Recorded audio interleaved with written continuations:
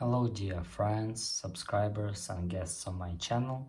In this video I want to show and tell you how to check last login on Gmail account. Please put your like, subscribe to my channel and share this video with your friends. And let's get started. So first we need to go to our Gmail account.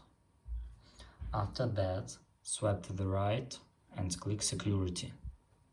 And after that, click review security activity.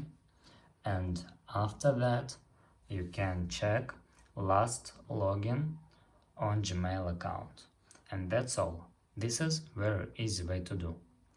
If you enjoyed this video and found it helpful, please put your like, subscribe to my channel and share this video with your friends.